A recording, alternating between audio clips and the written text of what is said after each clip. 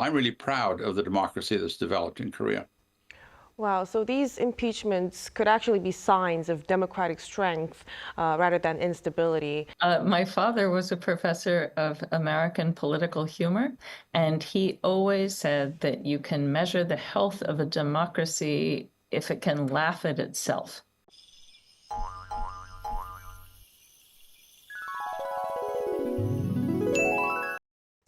Welcome to Within the Frame, where we bring the most pressing issues across the globe into focus. I'm Kim Mo-gen. South Korea's democratic evolution has been fast and hard-fought, from the April 19 revolution in 1960 to the impeachment of two presidents in just a little over a decade. Now, these events reflect not only political turbulence, but also the strength of a civic culture that continues to push for accountability and reform. Recent developments, most notably the impeachment of former President Yoon Suk-yeol, have sparked new debate about the state of South Korea's democracy, its resilience, its institutions, and the public's role in shaping it. At the same time, concerns are rising about political polarization, generational divides, and democratic backsliding, as noted in recent international reports. So today we ask, how far has Korean democracy come? What challenges lie ahead? And what lessons can be drawn from its unique path? For answers to this, we connect to Mark Peterson, Professor of Korean Studies at Brigham Young University. Welcome, Professor. Thank you. It's nice to be here. And also joining us is Alexis Dutton, Professor of History at the University of Connecticut. Great to have you, Professor. Thank you for including me. So let's start our discussion with Professor Peterson. Democracy in South Korea has undergone numerous experiences in quite a short period of time, from April 19 revolution to the recent impeachment of President Yoon. As someone who has long studied Korean history and democracy, that you've even wrote a paper on the May 18th democratization movement, how developed would you say is Korean democracy today? Well, I've seen a lot of changes, and you talk about my long history. It's been 60 years this year since I started studying about Korea. And I've seen a lot of changes. I've seen a lot of things happen. And I know there are people that are concerned about what's happened now. But after what we've seen in the past, I'm quite buoyed up by what's happening. I'm really quite proud of what I've seen in Korea in the development in the last 60 years. So I know people are anxious about the impeachment. I know good friends who are on one side. I have good friends that are on the other side, and people are offended and people are worried and all these sorts of things. But Korea's been through a lot, and they'll get through this. Well, that's very relieving to hear from a 60-year expert on the field. Now, let's also invite Professor Dutton to the conversation. So, in particular, what kind of significance do you think the recent impeachment of former President Yoon Suk-yeol holds for Korean democracy, and what implications do you think it has for other countries as well? So thank you very much for these excellent questions, and also the chance to learn from Professor Peterson again and again. I completely agree with everything he says. My first experience in Korea is in the late 1980s, putting toothpaste under my eyes for the to mitigate the complications of whatever the tear gas bombs that were being used. Korea is amazing. Korea's constitution is amazing. And I have been asked in recent weeks by colleagues around the United States, what can we learn from South Korea? How do we organize protests in the United States to save the American Constitution? I think what's truly important is that South Korea follows the laws that it has written. And that's what it's teaching everybody, and maybe ahead of the curve. But more power to South Korea, and more power to following the letter of the laws well written. Right. So the key would be abiding by the rules that the country has set. Professor Peterson, then South Korea has gone through the democratic process of impeaching a president already twice. How would you assess the impact of these experiences on the institutional maturity of the country's democracy? Well, I like to look at the history of Korea. I'm a 17th century man. I'm very uncomfortable in the 21st century. I live in the 17th century. That's where I do my work. And in traditional Korea, uh, there were seeds of democracy. The Korean king had limitations on what he could do. He had like a check and balance, the samsa, the censorate that would keep track of him. And there were petitions for this, that, and the other way back in the Joseon dynasty. So the seeds of democratic movement are old and long lasting in Korea. I was so proud of Korea when they democratized after the military period in 1987. And they started to have regional elections. Before, the mayors, the county governors were all appointed, and now they could all be elected. And suddenly democracy is all over the place, and even to the extent of universities electing the president from among the faculty. And that's an amazing thing. You don't have that in America. In America, every university, whether it's a state school or private school or church school, there's a board that will make those decisions about the president, but not in Korea. It's democracy. And so I'm very proud of Korea about that. It's backed off of that with some of the universities. They've gone back to more of a board system, but still, the idea of democracy is just very, very strong in Korea. And, you know, we say that the election process is the highest form of democracy. It's really not. The highest form is impeachment. If you can remove a president or another high official through peaceful means, and although impeachment is traumatic, but it's peaceful, that's the highest point of democracy. So as an American who frankly would like to see an impeachment or two in America, to see what Korea has done, I think it's really wonderful. I'm really proud of the democracy that's developed in Korea. Wow, so these impeachments could actually be signs of democratic strength rather than instability, and it could offer some institutional learning opportunities along the way. Now, but Professor Peterson, compared to other countries in the West, South Korea has a shorter history of democracy, and it has relatively steadily and consistently achieved democratic consolidation. What do you think is the reason behind this? Well, a lot of it has to do with the historical precedent. Student demonstrations have been an element of Korean democratization you started your presentation today with the Sayeolgu, the April 19th movement of students. But student demonstrations go back into the Joseon dynasty. If the students at the National Academy were upset about something the king had decided, they'd stage a walkout. And the king would say, well, what are the students upset about? And they would listen to them. So I think a lot of the aspects of really democracy in Korea have roots that run very deep in this country. Right, so the youth had actually played a big part in that since the Joseon Dynasty period. Now, Korea's democracy is actually often seen to have advanced through large-scale protests, like Professor Peterson has mentioned, such as the May 18th Democratic Uprising and the candlelight rallies during the former President Park Geun-hye's impeachment. Professor Dudden, in this latest impeachment of former President Yoon, protests were largely driven by younger generations. Do you think this culture of protest influencing Korean democracy? So I actually called my son this morning. He's about to turn 20, and he will be embarrassed that I say this, but I said, why does democracy matter in Korea?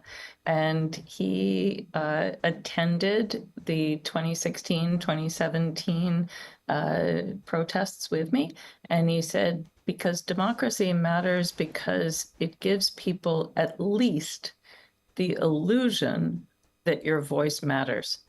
And I think once that illusion is enshrined in constitutional law, it matters and you fight for it.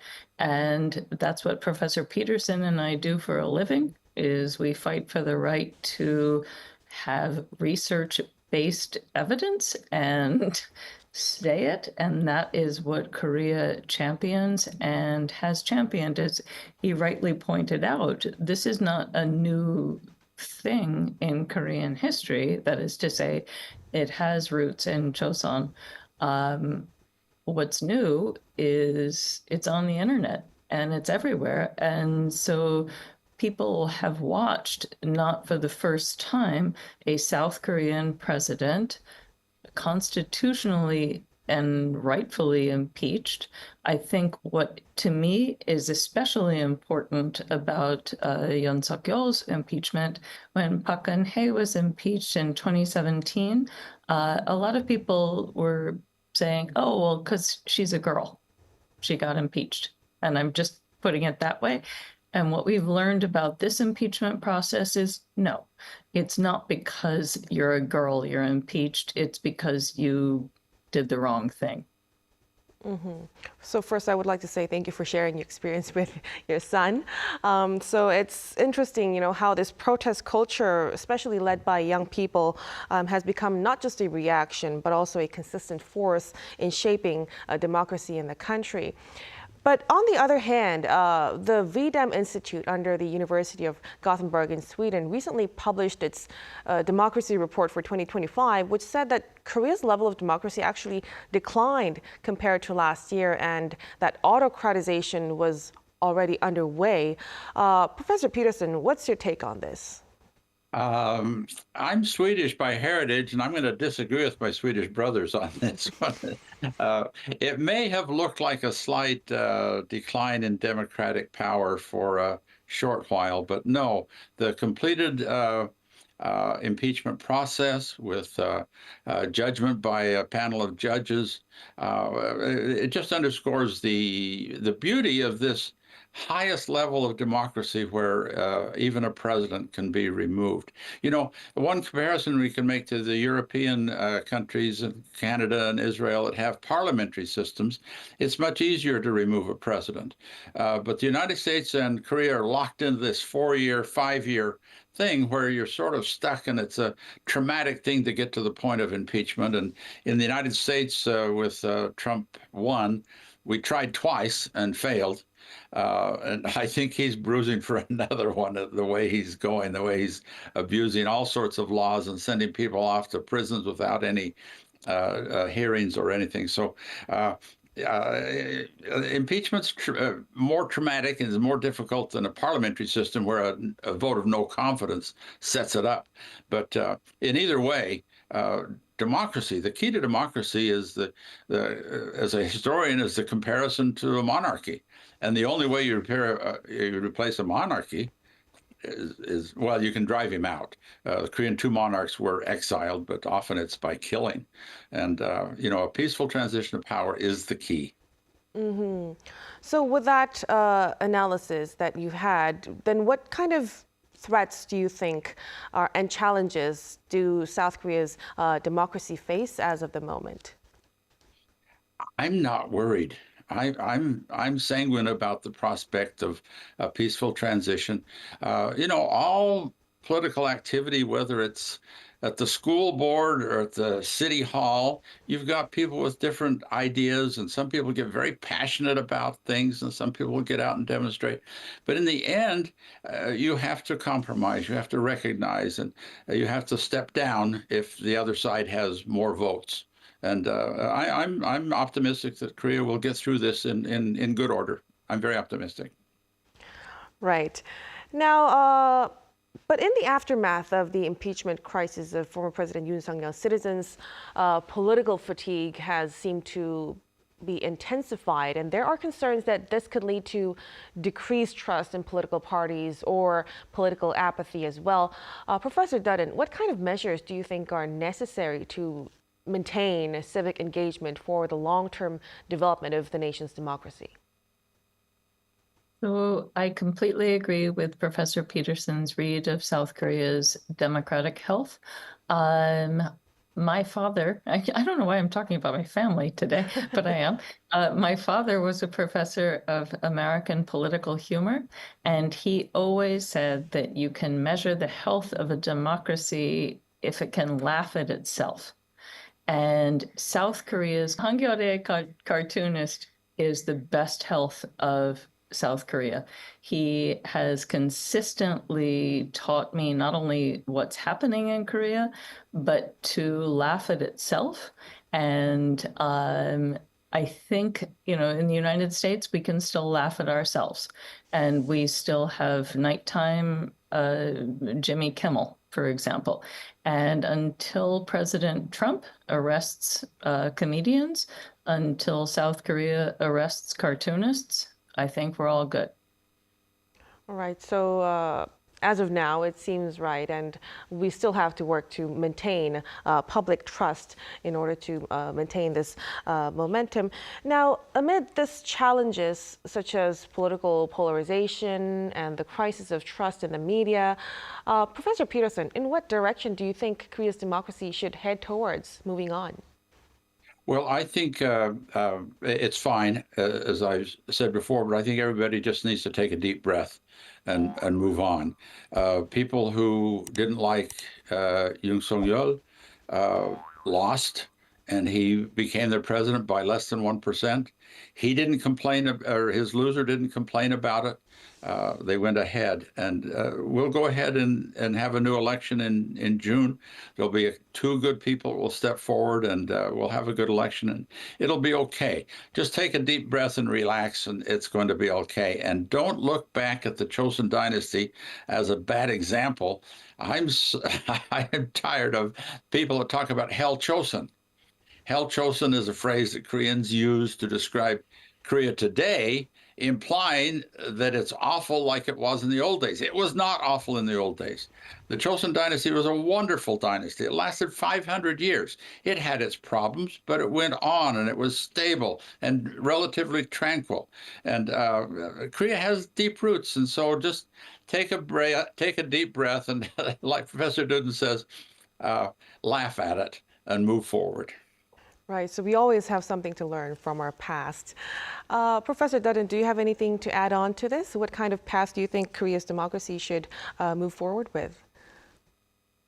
I think one thing that South Korea really has to offer the world is how it obeys the rules that are in place. And I say this because colleagues in Connecticut say, well, can you teach us about how South Koreans protest? And the 2016, 2017 protests, there wasn't a single piece of trash on the street the day after.